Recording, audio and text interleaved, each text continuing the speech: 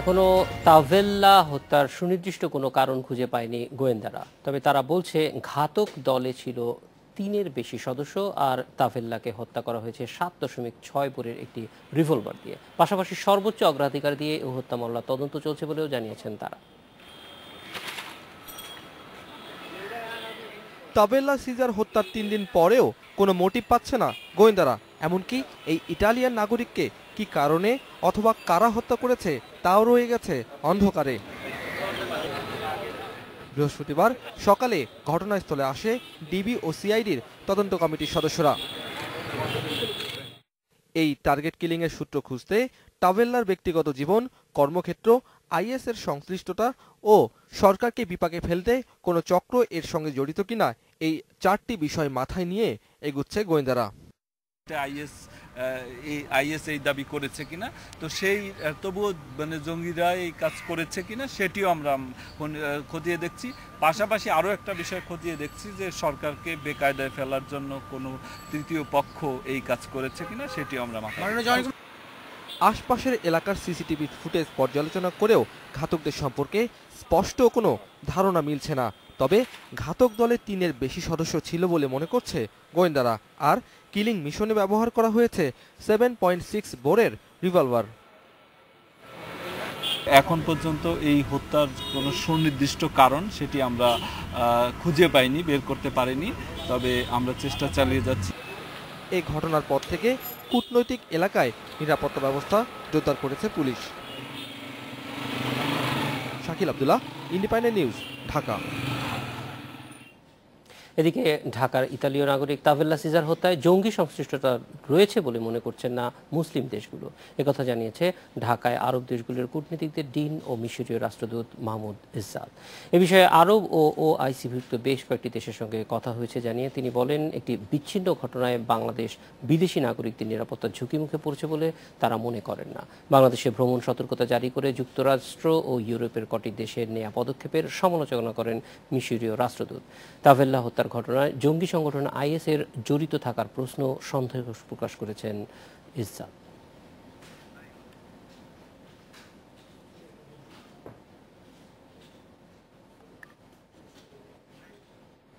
এ বিষয়ে কথা বলতে আমাদের সঙ্গে যোগ দিচ্ছেন নিরাপত্তা বিশ্লেষক সাখাওয়াত হোসেন ও ইন্ডিপেন্ডেন্ট পত্রিকার বিশেষ প্রতিনিধি হুমায়ুন কবির ভূঁইয়া। প্রথমেই আমরা একটু হুমায়ুন কবির ভূঁইয়ার কাছে জানতে চাইব যে, হুমায়ুন কবির ভূঁইয়া, আপনি তো কথা বলেছেন, আপনার প্রতিবেদনও আমরা আজকে দেখেছি যে আরব দেশগুলো কিভাবে দেখছে তাভেল্লার হত্যাটিকে, সেটি আমরা একটু নিশ্চিতভাবে জানতে চাই যে এই ক্ষেত্রে আসলে রাষ্ট্রদূতদের মধ্যে দুটো ধারণা আমরা দেখছি। পশ্চিমা দেশগুলো যেখানে বলছেন যে নিরাপত্তার ঝুঁকি আছে, সেখানে আরব দেশগুলো বলছেন যে এই ঘটনার কারণে নিরাপত্তার ঝুঁকি তারা দেখছেন না। এই বিষয়টি একটু পরিষ্কার হতে চাই আপনার কাছে।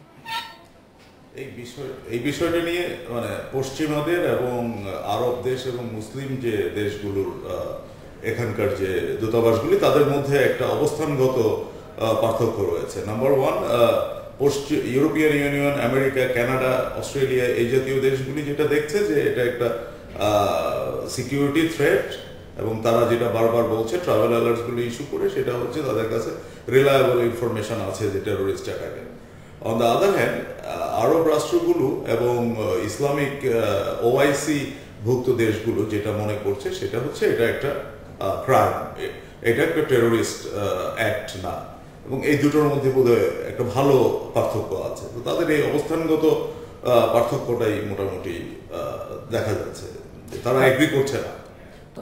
হুমায়ুন কবির, আপনার কাছে আবার আসবো, একটু ব্রিগেডিয়ার সাখাওয়াত হোসেনের কাছে যাব যে ব্রিগেডিয়ার সাখাওয়াত হোসেন, যে কোনো সময় যখন অ্যালার্ট জারি করা হয় তখন কিছু তথ্য প্রমাণের ভিত্তিতেই করা হয় এবং এটার হয়তো চাক্ষুষ কোনো কিছু সাধারণ মানুষের কাছে থাকে না। বাংলাদেশে এখন যেই পরিস্থিতিটার কারণে পশ্চিমা দেশগুলো এক ধরনের অ্যালার্ট জারি করলো এবং তার মধ্যেই অস্ট্রেলিয়ার ক্রিকেট দল বাংলাদেশে আসতে অস্বীকৃতি জানালো এবং তারা এই সফরটি স্থগিত করে দিয়েছে। এই পুরো বিষয়টি আসলে বাংলাদেশের নিরাপত্তা প্রশ্নটিকে আবার নতুন করে দেখার একটা প্রয়োজনীয়তা অনুভব করছে সাধারণ মানুষ। এই পুরো পরিস্থিতিটা আপনার কাছ থেকে জানতে চাই যে এই যে রেড অ্যালার্ট জারি এবং তার সঙ্গে আমাদের যে বাস্তব আমরা যেভাবে দেখছি নিরাপত্তাটা, আমাদের নিরাপত্তা নিরাপত্তা বোধ এবং পশ্চিমাদের যে নিরাপত্তা বোধ, এটার মধ্যে কিন্তু অনেক বড় পার্থক্য দেখতে পাচ্ছি। এই পার্থক্যটার মধ্যে কোনো ধরনের সারবস্তু আছে কিনা? ধন্যবাদ। অ্যাকচুয়ালি আপনি যে প্রশ্নগুলো করলেন এটা ক্রিকেটের সাথে আবার একটা লিঙ্ক আপ হয়ে গেছে। আমি মনে করি যে অস্ট্রেলিয়ার বাংলাদেশে না আসার কোনো বৈধ কারণ অন্তত আমি দেখছি না, এবং এটা ডেফিনেটলি হতাশাজনক। এবং অস্ট্রেলিয়া না আসার কারণে যে এর ফলশ্রুতি কি হবে সেটা এখন আমরা বলতে পারছি না, কারণ এটা ক্লু নিয়ে অন্যান্য দেশ, যদিও আমাদের বোধহয় এই বছরে কোনো সফরসূচিতে অন্য দেশের কোনো আসার কথা আমি জানি না, তবে এটা অত্যন্ত হতাশাজনক এবং আনফর্চুনেট। তবে অস্ট্রেলিয়ান ক্রিকেট টিমের ডেফিনেটলি এটা তাদের সিদ্ধান্ত নয়, এটা অস্ট্রেলিয়ান সরকারের সিদ্ধান্ত। আমি যে কথাটা আসছি সে কথাটা হচ্ছে যে অস্ট্রেলিয়ান ক্রিকেট টিমে বা অস্ট্রেলিয়ান সরকারের কাছে কী ধরনের ইন্টেলিজেন্স আছে বা ছিল বা এখনও আছে সেটা কিন্তু আমরা জানি না। সরকার জানে কিনা আমি জানি না, সরকারের সাথে শেয়ার করেছে কিনা জানি না, এবং এটা আমাদের বাংলাদেশ গভর্নমেন্ট দাবিও করতে পারে যে কোন ইন্টেলিজেন্সের পরিপ্রেক্ষিতে এই ঘটনাটা ঘটেছে। আমাদের কাছে অ্যাপিয়ারেন্টলি যেটা মনে হয়, হ্যাঁ, বাংলাদেশে সব দেশে যেরকম আছে সেখানেও বাংলাদেশেও কিছু কিছু সমস্যা ডেফিনেটলি আছে। আমাদের পার্শ্ববর্তী দেশে প্রতিদিনই আমরা এই সমস্যা দেখি, কিন্তু সেটা এত প্রকট নয় যেটা আমাদের সামনে অত প্রকটভাবে আসেনি। এবং আমার যে মতামত এবং আমার যে রিডিং, আমার যে ছোটোখাটো অ্যানালাইসিস, তাতে আমি মনে করি যে বাংলাদেশের ডেমোগ্রাফি এবং জিওগ্রাফি কোনোটাই কিন্তু বড় ধরনের কোনো জঙ্গি সংগঠন বা আন্ডারগ্রাউন্ড সংগঠনকে সমর্থন করে না। এটা অতীতেও বাংলাদেশে এরকম হয় লেফটিস্ট না রাইটিস্ট কিছু কিছু অর্গানাইজেশন ছিল। তবে যেটা আপনি যে কথাটা বললেন এটা ঠিক যে আমাদের দেশের হিউম্যান রাইট এবং অন্যান্য দেশের তাদের নিজেদের নাগরিকের যে হিউম্যান রাইট, এটার মধ্যে যথেষ্ট তফাৎ আছে, বিগ স্কেলের একটা গ্যাপ আছে। আমাদের কাছে যেটা হয়তো সিকিউরিটি থ্রেট মনে হয় না, তাদের কাছে সামান্য কিছুতে সিকিউরিটি থ্রেট মনে হয়। বিশেষ করে যেই রাষ্ট্রগুলো একটা অ্যালার্ট জারি করেছে, আপনাকে মনে রাখতে হবে এই সবগুলোই কিন্তু মিডল ইস্টে একটা যুদ্ধের মধ্যে জড়িত আছে। অস্ট্রেলিয়ার এয়ারফোর্স এখন কিন্তু সম্মিলিতভাবে আইএস বা আইএস বলে কথিত অন্যদের উপরে অনবরত কিন্তু এয়ার রেড করে যাচ্ছে, এবং তাদের কিছু নাগরিকও কিন্তু আইএসের হাতে জিম্মি হিসাবে ছিল এর আগেও। কাজে তাদের ভিতরে কিন্তু একটা সেন্সিটিভিটি আছে। আরেকটি কথা যেটা আমি বলতে চাই, বাংলাদেশে যে ইন্টেলিজেন্সগুলো ওয়েস্টার্ন মিডিয়া বা ওয়েস্টার্ন সরকারগুলো পায়, এই ইন্টেলিজেন্স কিন্তু এর অতীতে শেয়ার করেছে বাংলাদেশের সাথে, কিন্তু ওই শেয়ার করার পরে কিছু কিছু জায়গায় এটা নিয়ে তাদের দেশেও কথাবার্তা উঠেছে যে বাংলাদেশে শেয়ার করাতে বাংলাদেশের ল এনফোর্সিং এজেন্সি এগুলোকে ঠিকমতো হ্যান্ডেল করতে পারেনি। আমি একটাই উদাহরণ দিতে পারি, আমি যতটুকু পড়লাম সেতটুকু হচ্ছে যে নিউজিল্যান্ডের সিগন্যাল ইন্টেলিজেন্সটা খুব স্ট্রং। তারাই কিন্তু বাংলাদেশের সিগন্যাল ইন্টেলিজেন্সের খবরাখবর বাংলাদেশকেও যেমন দিয়েছে তেমনি এসব দেশকেও দিয়ে থাকে। রেকর্ড মানে যেটা লিখিত রেকর্ডে যেটা আছে সেটা তারা এনএসএ-কে দিচ্ছে, তারা সিআইএ-কে দিচ্ছে, তারা কানাডাকে দিচ্ছে, তারা ইউকে-কে দিচ্ছে। সো এখন কোন ধরনের ইন্টেলিজেন্সের প্রেক্ষিতে এটা হয়েছে সেটা কিন্তু বলা মুশকিল, কারণ আমাদের সেই তথ্য নেই। দ্বিতীয় কথাটি এটার সাথে জড়িত যে একটি বিদেশি নাগরিকের হত্যা, এবং এইটা একটা বিচ্ছিন্ন ঘটনাও আমি মনে করি। তার কারণ বাংলাদেশে আমি বরাবরও বলে আসছি যে আমাদের দেশে আইএস বলে যে সংগঠনটি, এটা আমরা গুলিয়ে ফেলি। আইএস কিন্তু একটা টিপিক্যাল কোনো সন্ত্রাসী সংগঠন ওইভাবে নয়, আল কায়দার মতো নয়। আইএসের একটা উদ্দেশ্য, আইএসের একটা, আমি জানি না সমস্যা হচ্ছে, স্যার বলেন, শুনতে পাচ্ছি। তো যেটা বলছিলাম যে আইএসের অপারেশনাল সিগনেচার একরকম আর আল কায়দার সিগনেচার একরকম। এখন আমাদের দেশে যে ঘটনাটি ঘটেছে যতটুকু আমি দেখছি যে এটা একটা পূর্ব পরিকল্পিত। এখন একটা ইনভেস্টিগেশন হচ্ছে, কাজে বেশি হয়তো কিছু বলা যাবে না। আমি শুধু মনে করি যে যেই ভদ্রলোককে ট্র্যাক করে যদি তাকে হত্যা করা হয় তাহলে তার ব্যাকগ্রাউন্ডটাও কিন্তু খুব ভালো করে দেখা উচিত যারা ইনভেস্টিগেট করছেন, তা ওনার সাথে আর কোনো কিছু জড়িত আছে কিনা, এবং ওই ব্যাকগ্রাউন্ডটা ট্র্যাক করলে হয়তো বোঝা যেতে পারে যে কোনো সংগঠন বা কোন উদ্দেশ্যে শুধুমাত্র পার্টিকুলারলি তার জন্য এই ট্র্যাপটা করা হয়েছিল, ওই জায়গাতে হত্যা করা হয়েছিল। তবে আমি এখনো মনে করি যে আমাদের সরকারের উচিত হবে যে এই সব দেশের কাছ থেকে ডিপ্লোম্যাটিক চ্যানেলে জানা বা ফরেন মিনিস্ট্রি চ্যানেলে জানা যে কী ধরনের ইন্টেলিজেন্সের বেস করে তারা এটা করেছে। কারণ এটা কিন্তু আলটিমেটলি দেশের জন্য আমরা যতই হইচই করি না কেন দেশের জন্য দেশের ইমেজের জন্য ভালো নয়। কারণ এই রাষ্ট্রগুলো এরা ওয়ার্ল্ডের ওপিনিয়ন ফর্ম করে। যদিও আমাদের আজকে শুনলাম যে আমাদের আরব রাষ্ট্রগুলো আমাদেরকে নাকচ করে দিয়েছে যেখানে আইএস বা জঙ্গির বিষয় নয়, কিন্তু মনে রাখতে হবে যে এই রাষ্ট্রগুলোই কিন্তু ওপিনিয়নটা ফর্ম করে, ইনক্লুডিং ইউরোপিয়ান ইউনিয়ন। সেই জন্য আমি ব্যক্তিগতভাবে মনে করি যে হ্যাঁ, আশঙ্কা একটা দেশের সব দেশেই আছে এখন বিশ্বের পরিস্থিতি যেরকম, কিন্তু বাংলাদেশ এখন ওই পর্যায়ে পৌঁছে নাই যেই পর্যায়ে একটা সফর বাতিল করতে হবে। এই অ্যালার্ট জারি করাটাকে আমি খুব বড় বিরাট কিছু একটা মনে করি না, কারণ এটা এইসব দেশের কিছু হলেই নাগরিকদের একটা সতর্ককরণ করা হয়।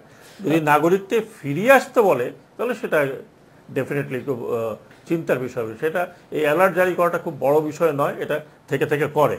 কিন্তু এটার সাথে ব্রিগেডিয়ার সাখাওয়াত হোসেন, এই ক্ষেত্রে আমাদের যেটা করণীয়, কারণ আমরা কি মনে করছি, আমরা অবশ্যই খুবই হতাশ অস্ট্রেলিয়া সফর বাতিল করায়, আমাদের মানুষের মধ্যে খুব ক্ষুব্ধ প্রতিক্রিয়াও আছে, হতাশা থেকেই সেটা আসছে। কিন্তু একই সঙ্গে আমরা কি মনে করছি তার চেয়েও গুরুত্বপূর্ণ হচ্ছে আমাদেরকে অন্যরা কিভাবে দেখছে, অন্য রাষ্ট্ররা আমাদের সম্পর্কে কি দেখছে, সেটি হয়তো এক ধরনের গুরুত্ব আছে এবং তাদেরকে আস্থায় নিয়ে আসার জন্য আমাদের কাজ করতে হবে। সেই কাজটা কি ধরনের হওয়া উচিত?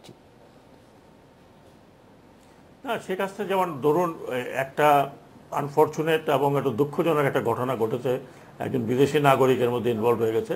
আমি মনে করি আমাদের দেশের ইনভেস্টিগেশন সিস্টেমটা ঠিক হচ্ছে না, এবং এটা আমি খুব পরিষ্কার ভাষায় বলতে চাই। কারণ কতগুলো মামলা, কতগুলো হত্যা আমরা দেখলাম যেখানে এখন পর্যন্ত এর কোনো সুরাহা করতে পারেনি। ইনভেস্টিগেশনটা ট্রান্সপারেন্ট এবং কুইক এবং যথেষ্ট সিনসিয়ারিটি নিয়ে ইনভেস্টিগেশনটা করতে হবে। এর মধ্যে যদি কোনো পলিটিক্যাল এলিমেন্ট যদি ঢুকে যায় তাহলে সেই ইনভেস্টিগেশন সঠিক হবে না।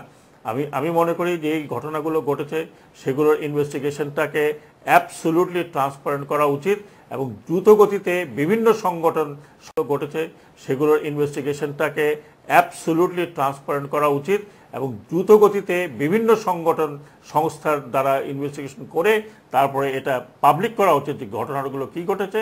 এবং আমি যেটা বললাম যে সরকারকে এইসব দেশের সাথে কথা বলতে হবে যে আপনারা কী ধরনের ইন্টেলিজেন্সের উপরে বেস করে বাংলাদেশের এই অ্যালার্ট জারি করলেন অথবা এই সফরটা স্থগিত করেছেন, বাতিল করেননি। কিন্তু আমরাও হতাশ, আমিও খুব ক্রিকেট পছন্দ করি, আমিও বসেছিলাম অস্ট্রেলিয়ার সাথে খেলা দেখতে, কিন্তু এটা খুব ভালো বার্তা বাংলাদেশের জন্য যায়নি, এটা ঠিক। এবং পাপন সাহেব যেটা বলেছেন উনি আইসিসির সাথে কথা বলাই উচিত এবং এটা কম্পেনসেশনও চাওয়ার বিষয়টি আছে। সাখাওয়াত হোসেন, আমরা একটু আবার হুমায়ুন কবির ভূঁইয়ার কাছে ফিরে যাব। হুমায়ুন কবির ভূঁইয়া, এই যে বাংলাদেশে যারা বিদেশিরা আছেন এবং বিশেষ করে কূটনীতিকরা যারা আছেন, তারা নিরাপত্তা নিয়ে কি ধরনের অবস্থান, তারা কি মনে করছে বাংলাদেশে তাদের চলাফেরা? কারণ আমরা দেখেছি এই যখন যুক্তরাষ্ট্র এবং যুক্তরাজ্য অ্যালার্ট জারি করলো তখন কিন্তু আমেরিকান ক্লাব এমনকি আমেরিকান ইন্টারন্যাশনাল স্কুল পর্যন্ত বন্ধ রাখা হয়েছিল। তো সামগ্রিকভাবে তাদের ধারণাটা কি, তারা কি মনে করছেন? না দেখুন, যেটা ইটালিয়ান নাগরিক যে নিহত হয়েছে এটা যে কোনো স্কেলেই এটা একটা মানে খারাপ ঘটনা, যে কোনো দেশের জন্য খারাপ ঘটনা। এখন আমার কথা হচ্ছে যে ইউরোপিয়ান ইউনিয়ন এবং অন্যান্যরা যে কনক্লুশনে পৌঁছার চেষ্টা করছে যে এটা ছিল একটা টেরোরিস্ট অ্যাক্ট। আমার কথা হচ্ছে ইনভেস্টিগেশন এখনো চলছে। ইনভেস্টিগেশন চলার আগে আপনি কিভাবে কনক্লুশনে আসতে পারেন যে এটা টেরোরিস্ট অ্যাটাক? এটা যদি ইটালিয়ান নাগরিক না হয়ে যদি ধরেন বাংলাদেশের কোনো নাগরিক হতো তাহলে তো বোধহয় এই প্রশ্নগুলি আসতো না। তো আমার মনে হয় তাদের যে ট্রাভেল অ্যালার্টের ব্যাপারটা, ট্রাভেল অ্যালার্ট কিন্তু তারা রেগুলারলি আপডেট করে, কিন্তু রিলায়েবল ইনফরমেশন রিগার্ডিং টেরোরিজম এই জাতীয় একটা ব্যাপার যে ঢুকিয়ে দেয়া, এইটা কতটুকুন তারা চিন্তা করে করেছে আমি জানি না। আর যদি রিলায়েবল ইনফরমেশন থেকেও থাকে, অ্যাজ ব্রিগেডিয়ার সাখাওয়াত সাইড, এটা তো বাংলাদেশের সাথে শেয়ারও করতে পারতো এবং এটার রেমেডি কি হয় এটা নিয়েও তো কাজ করা যেতে পারতো। আর আপনি বলছেন যে নিরাপত্তার ব্যাপারটা, এই যে কাল আমি চাইনিজ এম্বাসির ন্যাশনাল ডে সেলিব্রেশনে গিয়েছিলাম বাড়িধারাতে। আমি তো ডিপ্লোম্যাটদের কোনো অভাব দেখলাম না এবং কোনো বিদেশিদের কোনো অভাব দেখলাম না। এমনকি আমি একটা ইউরোপিয়ান দেশের অ্যাম্বাসেডরকে হেঁটে তার বাসায় ফিরতে দেখেছি চাইনিজ এম্বাসি থেকে। আজকে আমি বিসে Bangladesh institute of international and strategic স্টাডিজের একটা সেমিনারে গিয়েছিলাম, ওখানে চাইনিজ অ্যাম্বাসেডরের একটা ডিস্ক ছিল, ওখানেও তো আমি ফ্রেঞ্চ অ্যাম্বাসেডর সহ আরো কয়েকজনকে দেখলাম। তো নিরাপত্তার যদি এতই ঝুঁকি থাকতো বাংলাদেশে, তাহলে তো তাদের এই ফ্রিলি মুভমেন্ট করার কথা না। আই মিন দিস ইজ এটা বিজার, এটা ডাবল স্ট্যান্ডার্ডের মতো মনে হচ্ছে আমার কাছে। নিরাপত্তার মানে বাংলাদেশ, আমাদের সাখাওয়াত সাহেব যেটা বললেন, আমাদের টুকটাক সমস্যা আছে ভালো কথা। এখন আমি আপনাকে যদি ইন্ডিয়াতে নিয়ে যাই, গত 20 বছর ইন্ডিয়াতে টেরোরিস্ট অ্যাটাক কতগুলো হয়েছে, কতগুলো লোক মারা গিয়েছে টেরোরিস্ট অ্যাটাকে, সেই তুলনায় আমাদের দেশে কি হয়েছে? ইভেন কিছুদিন আগে অস্ট্রেলিয়াতে একটা ক্যাফেতে অ্যাটাক হয়নি, টেরোরিস্ট অ্যাটাক হয়নি? তো কই অন্যান্য দেশগুলি কি ট্রাভেল অ্যালার্ট জারি করা শুরু করেছে? লোকজন কি ওই দেশে যাওয়া বন্ধ করে দিয়েছে? নাকি ইন্ডিয়াতে আপনার অস্ট্রেলিয়ানরা সফর করছে না? মানে আসলে মানে ওদের ওই মাপকাঠিটা কি, এই সিকিউরিটি সেন্সের মাপকাঠিটা কিভাবে নির্ধারণ করে সেটা তো আমরা জানি না। বাট এই যে ক্রিকেট টিমের যে বাংলাদেশে না আসার সিদ্ধান্তটা, মানে আমার কাছে এই সিদ্ধান্তটা খুবই মানে কি বলবো, হঠকারী সিদ্ধান্ত মনে হয়। বাংলাদেশ ভূঁইয়া এবং সাখাওয়াত হোসেন, আপনাদের দুজনকেই অনেক ধন্যবাদ আমাদের সঙ্গে যোগ দেওয়ার জন্য। আমরা নিচে এডিটর স্পিকে একটা বিরতি।